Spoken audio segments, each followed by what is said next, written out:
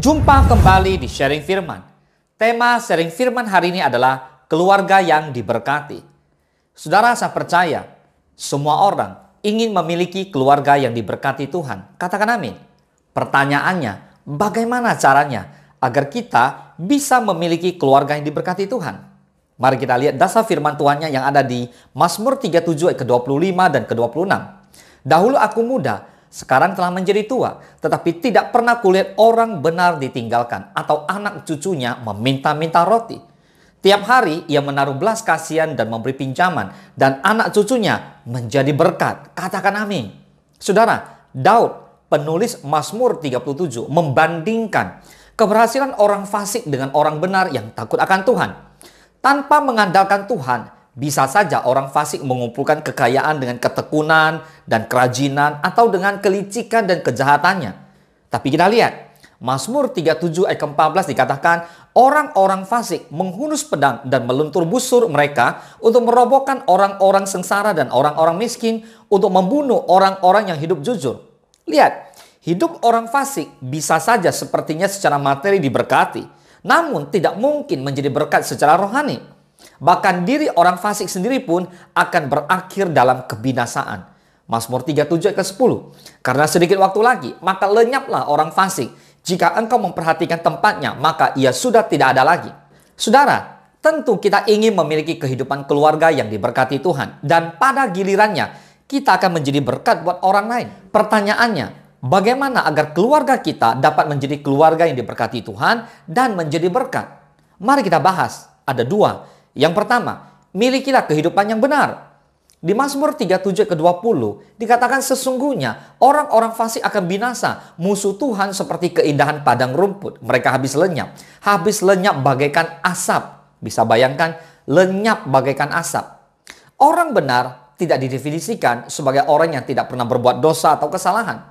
Orang benar adalah orang yang percaya kepada Tuhan Yesus Kristus dan dibenarkan oleh kuasa darahnya. Di 1 Petrus 1 ayat 18 dan 19 firman Tuhan berkata demikian. Sebab kamu tahu bahwa kamu telah ditebus dari cara hidupmu yang sia-sia, yang kamu warisi dari nenek moyangmu, itu bukan dengan barang yang fana, bukan pula dengan perak atau emas, melainkan dengan darah yang mahal, yaitu darah Kristus yang sama seperti darah anak domba yang tak bernoda dan tak bercacat. Saudara, dalam menjalankan kehidupannya, orang benar takut akan Tuhan. Katakan haleluya. Haleluya. Dan firman Allah berkata di Mazmur 112 ayat pertama, haleluya, berbahagialah orang yang takut akan Tuhan, yang sangat suka kepada segala perintahnya. Jadi, keluarga yang menjalankan roda kehidupannya dengan benar, pasti akan harmonis, diberkati dan menjadi berkat bagi orang-orang di sekitarnya. Masing-masing anggota keluarga, baik suami, istri, dan anak-anak, bertanggung jawab menjalankan peranannya. Bukan karena takut kepada manusia, tetapi takut kepada Tuhan. Ada amin. Sekarang kita lihat, apa itu takut akan Tuhan? Takut akan Tuhan mencakup 3 hal ini. Yang pertama, kehidupan yang senantiasa mendekatkan diri kepada Tuhan.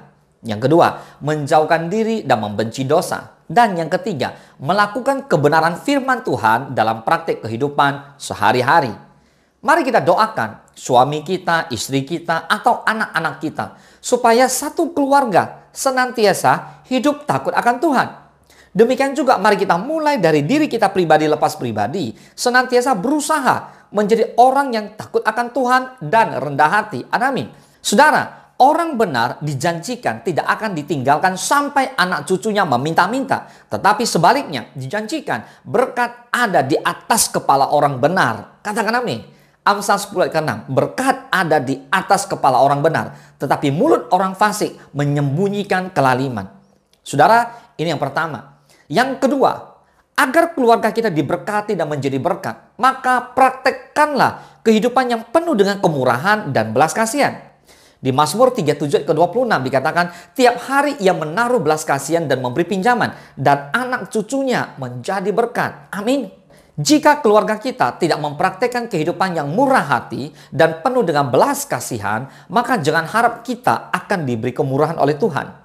Galatia 6 ayat 9 firman Tuhan berkata, janganlah kita jemu-jemu berbuat baik, karena apabila sudah datang waktunya, kita akan menuai jika kita tidak menjadi lemah. Katakan amin. Yes, ini ayat favoritnya saya.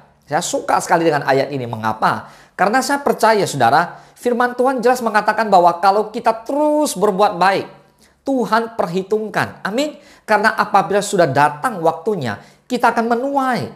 Saudara, ini adalah masa penuaian yang luar biasa. Mari kita semua ambil bagian di penuaian yang terbesar dan terakhir ini. Yang mau katakan amin. Orang yang kaya secara materi belum tentu otomatis kaya dalam kemurahan. Tidak jarang kita melihat orang yang semakin kaya, semakin kikir, dan tidak mau peduli dengan orang lain. Kemurahan hati adalah buah Roh Kudus. Nah, apa itu buah Roh Kudus? Bapak Ibu bisa baca di Galatia 5, 22 dan 23. Di antaranya adalah kasih, sukacita, damai sejahtera, kesabaran, kemurahan, kebaikan, kesetiaan, penguasaan diri. Katakan amin. Kasih adalah dasar hubungan antara suami dan istri. Firman Allah berkata di Efesus 5 ke 25, "Hai suami, kasihilah istrimu sebagaimana Kristus telah mengasihi jemaat dan telah menyerahkan dirinya baginya." Makanya suami dan istri harus saling mengasihi. Ngomong harus nyambung.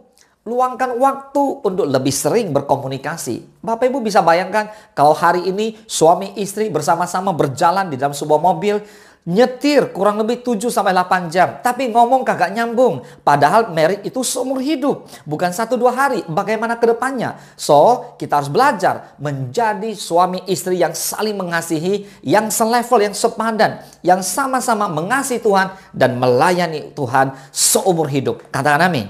Sudah kalau punya masalah, pertanyaan saya, mau sharing sama siapa? Masa sama suami tetangga atau istri tetangga? Pasangan kita harus sepadan dengan kita. Paling tidak pikirannya harus nyambung. Dia soulmate dengan kita. Suami soulmate istri, istri soulmate-nya suami. Banget. Katakan amin. Nah saudara, sebagai penutup daripada sharing firman ini, saya mau kasih tahu bahwa kekayaan dan kehormatan bukanlah segala-galanya. Kejarlah yang utama, yaitu hidup takut akan Tuhan dan dalam kemurahan hati. Maka kekayaan dan kehormatan akan menjadi bonus dalam keluarga atau rumah tangga kita. Dengan demikian, keluarga yang diberkati dan menjadi berkat bukan sekedar impian, tetapi akan menjadi kenyataan.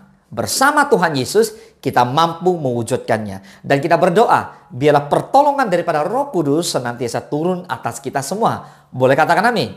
Tuhan Yesus memberkati. Engkau sediakan hidangan di hadapan lawanku. Engkau mengurapi kepalaku dengan minyak baru, kebajikan, kemuliaan